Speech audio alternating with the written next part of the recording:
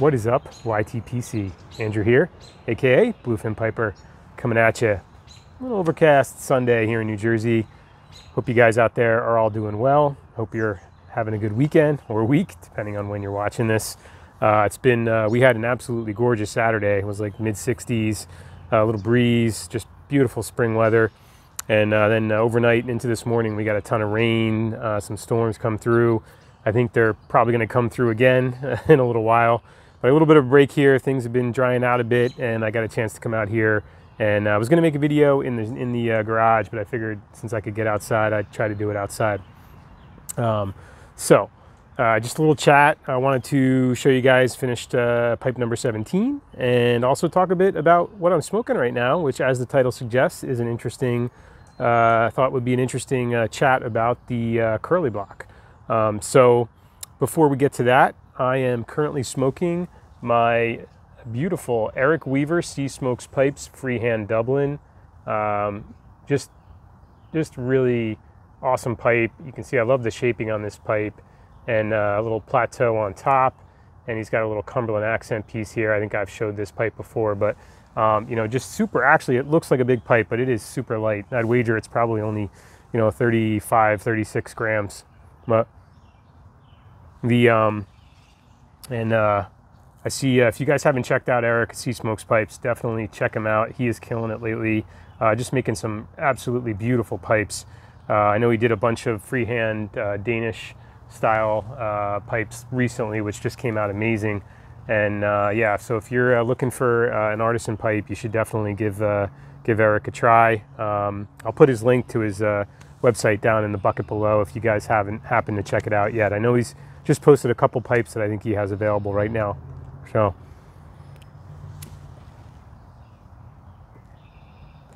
all right, and in my pipe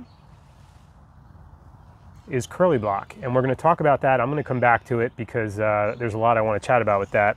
Before I do that, we're going to show you pipe 17. However, I also wanted to give a shout out. Last night I got on Chad did a little impromptu Zoom. Well, I think he posted about having a Zoom meetup. So I got on last night. It was great. Got a chance to see Chad for a little while. It looks like he's, still on the road to recovery, but it was just awesome to see him on the porch and feeling, I guess, a little bit better, but, still a ways to go. But, still thinking about you, Chad. So it was great to see you, and had a great chat with the rest of the guys on the Zoom.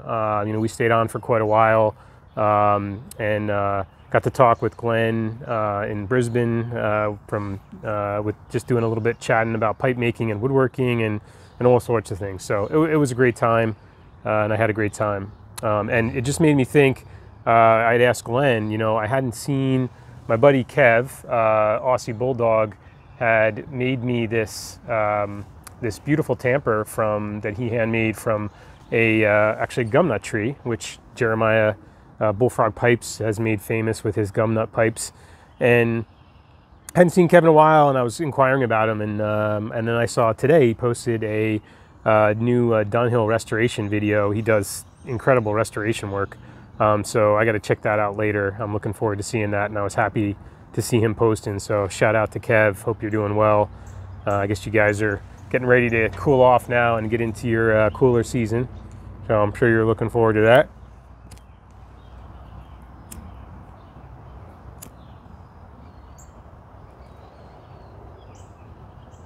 So, pipe 17, I wanted to show you guys. I showed it to you before unfinished, and now it's all stained up. So you had seen that I went with this kind of coffee, I think it's a coffee swirl acrylic stem that I had. And so I wanted to keep the stain lighter and not go too dark, and that's what I ended up doing. And so here you go.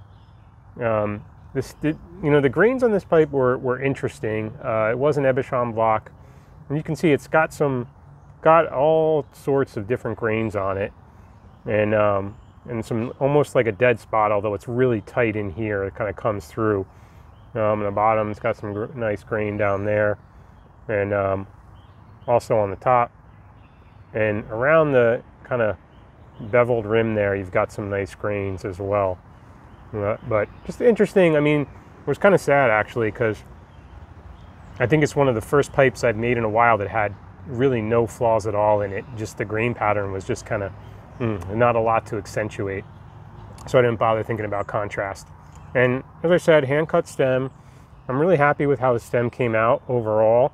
You know, the slot I think isn't perfect, could use a little bit more kind of leveling, but you know, the drilling is perfect. The drilling came out fantastic, you know, spot on, figure 8, really nice drilling. And I drilled out and funneled out the stem as well.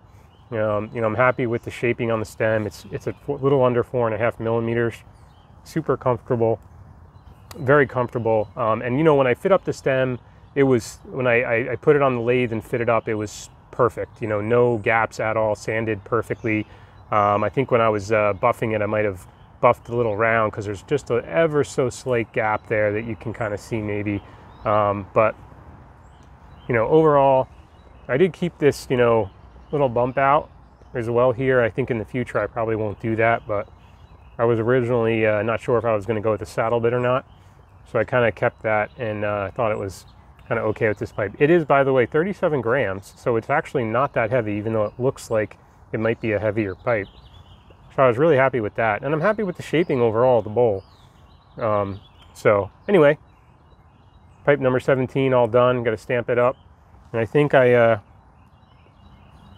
know where that pipe might be going, so we'll see. But yeah, so we'll be moving on to pipe number 18 now, and I got a block picked out, and I think I'm going to be trying to do a little bit of a stack, either a stack or a poker. I'm not sure yet. I'm working on it, but the block, it's definitely a block suited for a poker or a stack, so you know, we'll see. All right, let's move on to probably for you guys the more interesting part of this video, and what I'm smoking. So I said I'm smoking Curly Block, but I'm not smoking Peter Heinrich's Curly Block. I'm smoking Wessex Curly Block. Insert scratched record sound. So if you guys weren't aware, Cup of Joe's had a K&K drop a couple weeks ago, and they got their Robert McConnell's in, and I think Freiburg and Trayer and a few other blends. Well, looking at the drop, because I wanted to pick up some more Robert McConnell Latakia Flake, which I did, and some Scottish Flake, which both are fantastic, I saw this on their website, Wessex Curly Block. As you can see there. And for those of you that are not familiar with Curly Block, it has been produced, well, it is produced by STG now. I think it might have previously been made by McBaron, but the rights are owned by STG now, and it's imported by K&K. And it's always been, at least as far as I've known it, it's always been Peter Heinrich's Curly Block.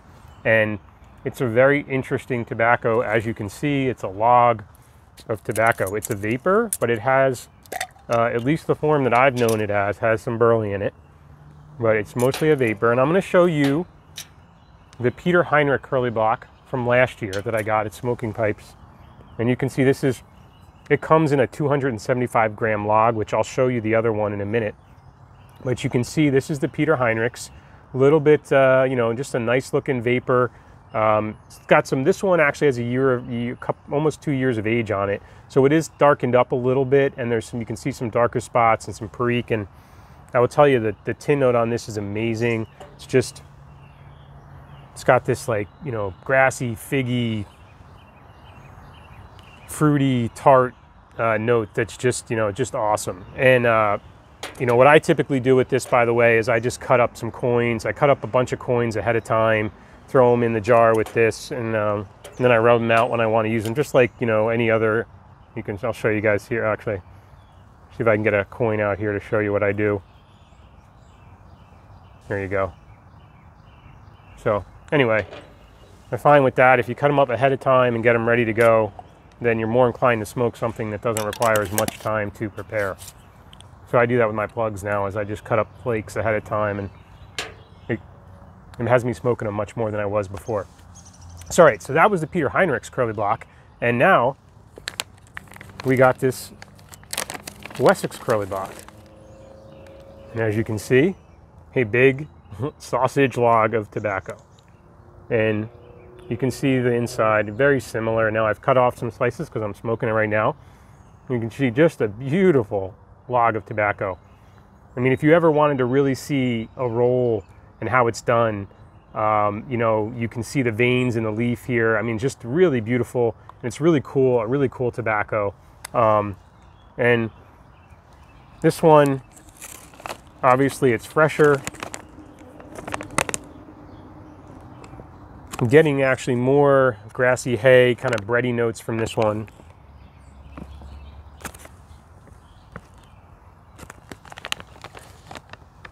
Yeah, so a little bit different notes, but again, the other one, my Peter Heinrich's been aged a bit. So anyway, there was a question just kind of whether it's the same tobacco or not. And, you know, I did call a couple of Joes and I asked them, and I think I spoke to Kathleen Kennedy, and she said, who I had on the phone, said that they weren't expecting it to come in with a Wessex label, and they had assumed it was the same, but they weren't 100% sure. So I picked it up. I thought it'd be interesting to get, and I'm a huge fan of Curly Block, by the way. It's one of my top 3 desert island tobaccos. It's a fantastic vapor, and it's got a little bit of burley in there, which I really like, that burley flavor. It's kind of been my thing lately. So it kind of hits all the notes for me, and it ages, at least from what I've seen, it's aging very well. So the one downside, of course, is that if you buy this 250, 75 gram block, it is fairly expensive. I think it's like $80, somewhere in that range. So it's a bit of an investment, but obviously you're getting a lot of tobacco. You'll have it for a while. Interestingly, Watch City Cigars actually released theirs and actually cut it up into smaller pieces to sell, which was really nice. So if you're interested, I would encourage you guys to look at Watch City Cigars. I don't know if they have any more left, probably not, but in the future you might want to check them out if you're looking for a smaller amount of the Curly Block. So getting back to this one, I had an interesting comment to do a comparison on the diameter of these blocks. And so I got my little digital caliper here, nothing fancy, and I did check, and it's roughly 1.5 inches, or, you know, 38.4 millimeters for using all of you out there in the rest of the world using the metric system. All right, and here's the original Peter Heinrich. So that was the Wessex. So we're comparing 1.5 to 1.49. So basically 1.5. So they're both basically the same diameter. And I think you can see that even in the ends, they're basically identical. And I think if you look at them side by side, you can see, there you go, that might help, right? I put them close together. You know, this one is the older age one and it's darkened up a bit, but you can see, I mean, they're basically the same. I've been smoking them for the last 2 days, kind of back to back, one the other. And I think there's a little bit of a difference just because the Peter Heinrich I have has been aged for a bit. But for the most part, you know, I really can't tell that much of a difference as I expected. So I do think that, you know, these are the same tobaccos. I'll be surprised if I find out that they're different, but I will say that subsequent to this, Smoking Pipes got their drop last week, I believe, and they had theirs labeled Peter Heinrich's Curly Block. So so I don't know honestly what happened. Not sure if it was a fluke or not, you know, but either way, I think they're the same blend, and they taste very similar for me. Some slight differences in the Wessex, and I think that's because it's younger. It's got maybe a little more harshness to it. You know, those Virginias are a little more grassy hay. There's not quite as much tartness and sweetness, but it's still a great smoke. And for me, I think they're the same. So anyway, there you go, guys. I figured in this chat I'd just show those two side by side. Give you guys a little quick, for those of you that hadn't seen that they did that recently, I thought I'd share. It was kind of an interesting little question mark. But all right, so with that, I'm gonna wrap this one up. Gonna get back to my smoke here, enjoy the rest of my cloudy, dreary Sunday, get back to trying to make pipe number 18, and wish you all tight lines, happy smokes. Hope everyone has a great week. Take care.